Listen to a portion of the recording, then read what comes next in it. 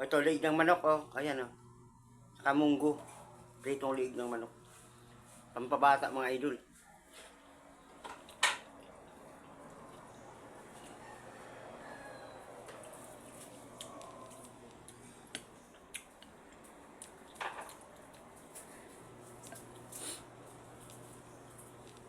Pag-usapan na nila yun nila sa Irene.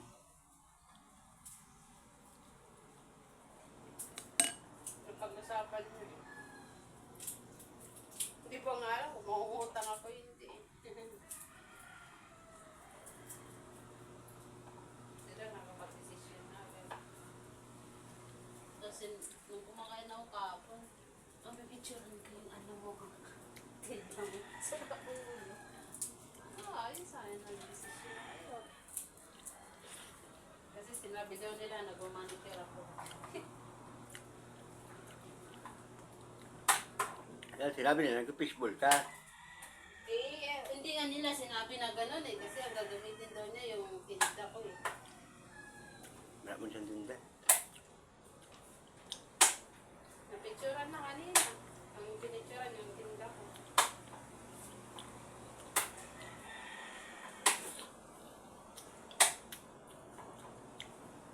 Mga 5,000 lang sa'yo nun. Ha? 5,000. Ah, Ay, bibigay sa'yo. bakit? Kaltas? Hindi, kasi manicure lang. Diba? O, kain tayo mga lods. O. Sarap. Kumain na kayo. Kasi yung kanin, uubusin ko yan. May kanin na ako dyan. Wala na akong kanin ng aso, kaya yan ang ipapakain ko. Kapag yung silulit, inubos ko yung kanin na patanga-tanga ko. Kumain ka na! Kasi ubusin ko yung kanin na yan. Wala na pagkain ng aso.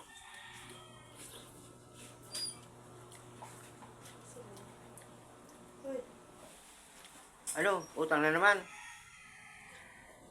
Higil sa utang. Hihinto na siya sa utang. Pinicturean ka na. Ha?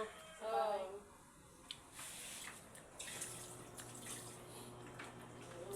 Kinukulit niya nga sa atin na eh. Itong gikay na wala ang cellphone, tatanga-tanga, nalaglag yata. Yun lang. Kanina, in-interview siya ni Sir. Kasi co-maker siya ni Ate Shine. So, mamadali umalis. Akala ko ang cellphone niya, pinahawak niya kay siya. Bumaba din ako sa hotel, kinuha ko yung ID ko. Maya nagchat-chat na, umalis na pala siya. Nawawala daw ang cellphone niya, tinanong kung naiwan daw doon sa lamesa ni Ate Shine. Eh wala namang tao doon. Isa lang siya kasi Ate Shine yung tao doon kanina. Ibig sabihin, baka nalaglag yun. Pagsakay niya kaya tape na, hindi niya lang napansin. Kaninong cellphone? Sa kanya, Atid na? kikay.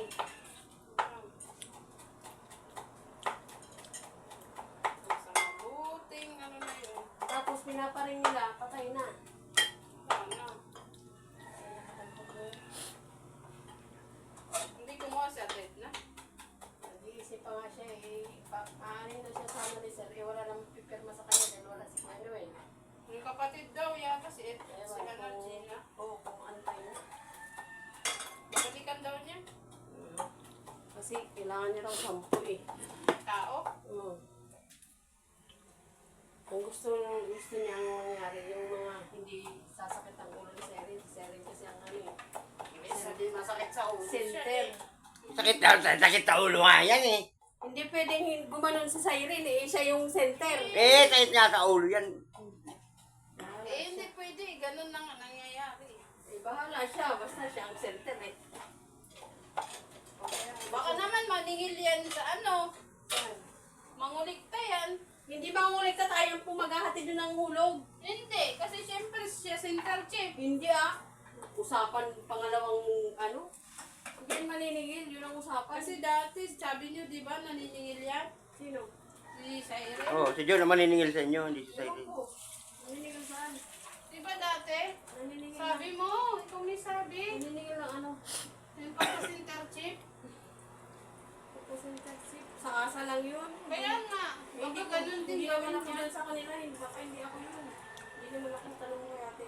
Ate, hindi ako dun sa kanila.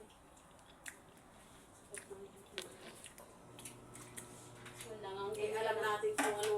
Nangangling ka na matinda ang tikod, eh. Nakita ko. Ano yung ano. Kinuha ko to. Kasi, anong oras na? Let pangin konting kanin din. Magtitinda uli ako. Si Jay kapatid Eh. ko doon. Pangin konting kanin.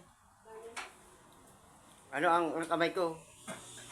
Kasi Madumi. mahal naman ang paninda ni Ate Luz eh. Huwag ka na mag-ano. Mahal, iyakan mo siya. Kaya nga. Thank you. Mahihiya ka na naman. Kumain na kayo. Pasukal. Hoy, inutang ka na sukal dyan.